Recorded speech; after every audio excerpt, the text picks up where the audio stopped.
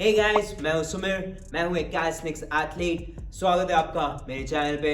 और आज जैसे मैंने कि लास्ट वीडियो में बताया था कि बात करेंगे अबाउट बेस्ट डाइट, तो मैं आज आपको बताऊंगा बेस्ट डाइट कौन सी होती है फैट लॉस की और कैसे हम सस्टेन कर सकते हैं for long term.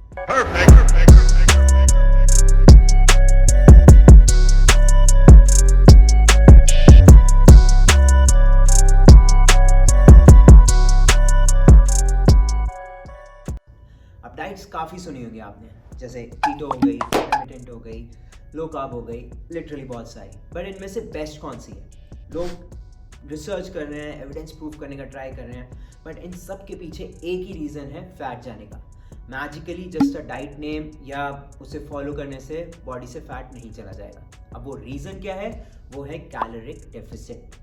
Caloric deficit क्या होता है कि जितना आप कैलोरीज इनटेक कर रहे हैं खाने से, फूड से, अगर उससे ज़्यादा एनर्जी आप बर्न कर रहे हैं तो ये होता है आप कैलोरिक डेफिसिट। इसके बारे में मैंने पूरा एक डिटेल वीडियो बनाया है, लिंक डिस्क्रिप्शन में डाल दूंगा। उसमें सारा बताया कैलोरिक डेफिसिट क्या होता है, उसको कैसे कैलकुलेट कर सकते हैं, मेंटेनेंस कैलोरीज क्या होती हैं, सब कुछ। तो आप पहले वो जाके देख सकते हैं। अब वापस आते हैं, बेस्ट डाइट कौन सी होती है? तो इन सारी डाइट में से कोई भी बेस्ट या वर्स्ट नहीं है। ये सारे एक पैटर्न है, डिसिप्लिन कह सकते हैं, जिसे आप फॉलो करेंगे तो आप कैलोरिक डेफिसिट में रहेंगे ओनली थ्रू न्यूट्रिशन। अब फॉर एग्जांपल कीटो डाइट, जिसमें फैट्स हमारे काफ़ी हाई साइड पे रहते हैं, प्रोटीन नॉर्मल और कार्ब्स हम काफ़ी लो रखते हैं। अब जैसे नया मार्केट में फैशन आता है, वैसे ही लोगों को ट्राई तो करना ही है। No worries no harm.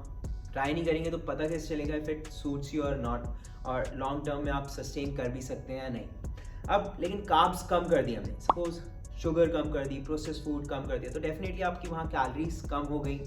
अब कैलोरीज कम हो गई तो आप उसकी वजह से कैलोरिक डेफिसिट में आ गए।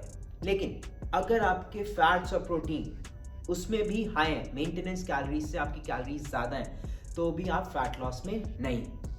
दूसरा एग्जाम्पल ले लेते हैं इंटरमिटेंट डाइटिंग का।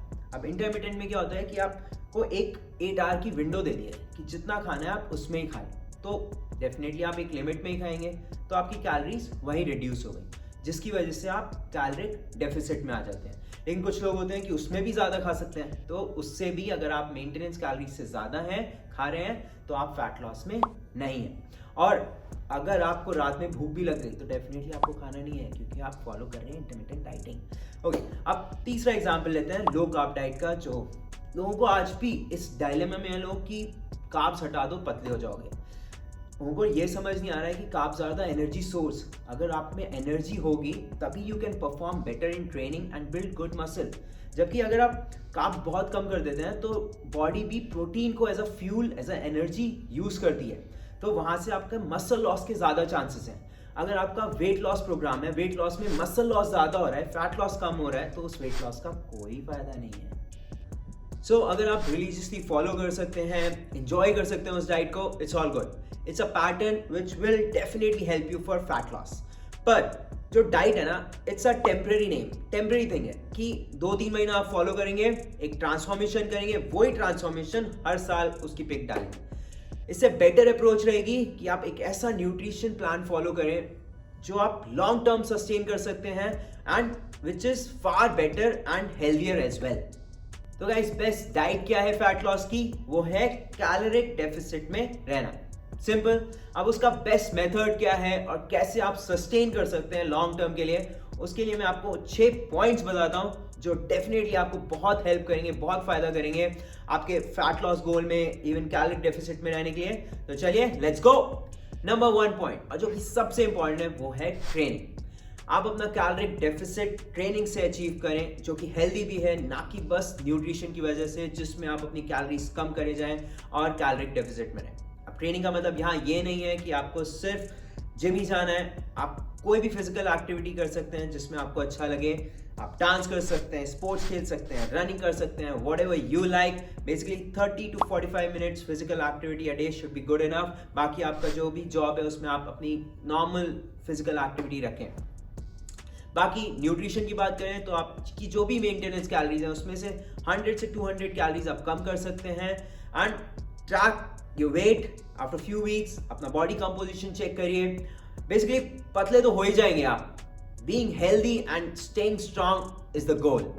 नाउ सेकंड पॉइंट, ईट लो कैलोरी डेंस फूड्स। अब उसका क्या मतलब है, एक एग्जांपल देता हूँ आपको। सपोज एक कप लेते हैं 240 ml का होल मिल्क का, जिसमें अराउंड मेरी 130 कैलोरीज हैं, और एक कप लेते हैं same 240 ml almond milk unsweetened लूँ तो उसमें 30 कैलोरीज हैं। तो जो कैलोरीज डिफरेंस है अराउंड 100 कैलोरीज का, आई कैन सेव दैट। अगर आप आलमंड मिल्क नहीं भी पीते कोई बात नहीं, आप स्किम मिल्क ले सकते हैं, उसमें भी अराउंड 80 to 90 कैलोरीज होती हैं, still you can save around 50 calories. तो ये है where you can save some calories. Second example लेते हैं टोफू और पनीर का। 100 ग्राम्स टोफू लूँ तो उसमें मेरी अराउंड 110 से 120 कैलोरीज होती हैं, और पनीर लूँ तो अराउंड 290 से 310 तक कैलोरीज होती हैं। तो जो इतना ह्यूज डिफरेंस है वो मैं सेव कर सकता हूँ, बिकॉज वॉल्यूम सेम है। हमारा ब्रेन, हमारा स्टमक बेसिकली वॉल्यूम चाहता है कि ज़्यादा खाना, तो वहाँ you can save some calories. Third point, start reading nutrition labels and do smart grocery shopping. तो जब भी आप ग्रॉसरी के लिए जा रहे हैं तो जो भी फूड होता है उसके पीछे उसकी न्यूट्रिशनल वैल्यू होती है, मतलब जितने भी मैक्रोज हैं, carbs, fat, protein, sugar content कितना है, वो ग्राम्स लिखा होगा।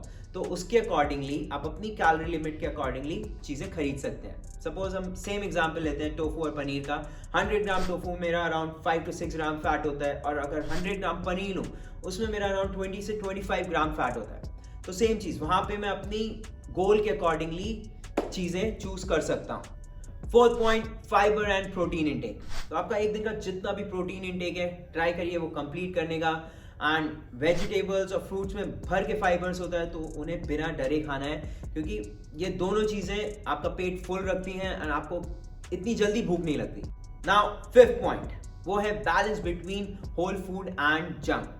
मैं ये अपने पे भी अप्लाई करता हूँ और अपने मोस्ट ऑफ द क्लाइंट्स को मैं यही बताता हूँ कि जो भी आपका डाइट है या न्यूट्रिशन प्लान है उसमें 80 to 90% आप होल ग्रेन्स, वेजिटेबल्स, फ्रूट्स खाएं, मिनिमली प्रोसेस्ड फूड्स या रिफाइंड फूड्स देने आपको, एंड 10 to 20% आपकी क्रेविंग्स, जो भी आपका स्वीट टूथ है या आपको खाने के बाद मीठा चाहिए, तो उसकी जो क्वांटिटी है वो कम रखनी है, लिमिट में रखनी है। ऐसा नहीं कि पूरा डब्बा ही खत्म करना है। इससे क्या फ़ायदा होगा लॉन्ग टर्म में, आपको ज़रूरी भी नहीं है कि आपको अपनी कैलोरीज ट्रैक करनी पड़े। इसे मैं 80-20 रूल कहता हूँ कि 80% होल फूड्स एंड 20% जंक। आखिरी पॉइंट गाइस, वो है पेशेंस एंड कंसिस्टेंसी। गाइस अगर ये दोनों चीज़ें आपके पास हैं तो आपका कोई भी गोल हो आप अचीव कर सकते हैं। और एक होता है मैंने स्टार्ट किया, सपोज मैंने बॉडी तो बना ली, बट उसको मेंटेन करना वो ज़्यादा इंपॉर्टेंट है, वो ज़्यादा टफ है। तो अगर ये दोनों चीज़ें हैं आपके पास तो आप डेफिनेटली कोई भी गोल अचीव कर सकते हैं और उसे मेंटेन कर सकते हैं लॉन्ग टर्म के लिए, which is very important. So guys, stop worrying about weight, stop dieting, eat mindfully, train smart to have a healthy and happy life. बाकी अगर आप 2-3 महीने वाले ट्रांसफॉर्मेशन से खुश हैं तो वो भी ठीक है। तो गाइस अगर आपको वीडियो अच्छा लगा हो तो प्लीज़ लाइक करिए, कमेंट सेक्शन में बताइए, और कोई भी डाउट है तो पूछिए, एंड मोस्ट इंपॉर्टेंट सब्सक्राइब करना मत भूलिएगा। Thank you so much for watching guys, take care, stay healthy.